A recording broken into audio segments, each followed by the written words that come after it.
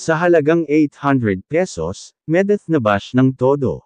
Magandang araw po sa inyong lahat, shout out po sa lahat ng Team Medeth Community Worldwide.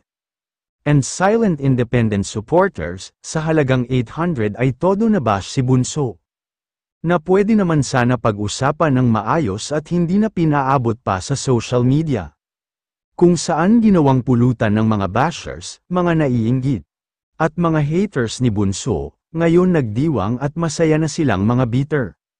Bunso, huwag na patulan ang lahat ng mga bashers, kung nagpaliwanag ka na ng side mo. Ay tapos na, move on na Bunso, pinagkaisahan ka na ng mga walang mae-content. Kumita lang ay madami ng sinasabi, lahat po tayo hindi perpekto. We have our own flaws, and we have to go on in life. Bunso, hindi pa katapusan ng mundo mo, kaya huwag ka pang hinaan ng loob. Ipakita mo na taas noo mo silang harapin kung anuman ang dumating na pagsubok sa'yo.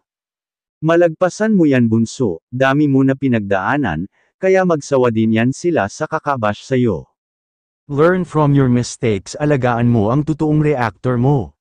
Alagaan mo ang reputasyon mo na iniingatan mo, na kahit hindi pa sikat at hindi pa masyado nakikilala ay silent reactor mo sila. At silent na supporter mo sila, kaya panatilihin mo ang respeto sa nakakatanda sa'yo.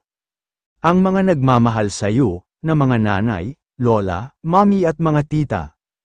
Maging fair ka sa lahat ng mga reactor mo, mapasikat man o hindi.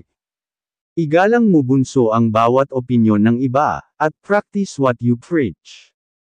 Lagi mo alalahanin, nasa likod mo lang kami na laging nakasuporta at hindi ka iiwan sa lahat ng laban mo.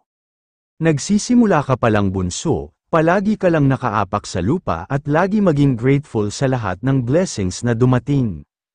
At magdasal ka palagi na lahat ng ito ay pagsubok lamang na kaya mong lagpasan, kasama ng mga supporters na tunay na nagmamahal sa'yo. Accepting mistakes and learn from it is part of growing up. You need to learn more and be wise in handling with your community. Just stick with your rules and tell them to obey, especially reactors and sponsors.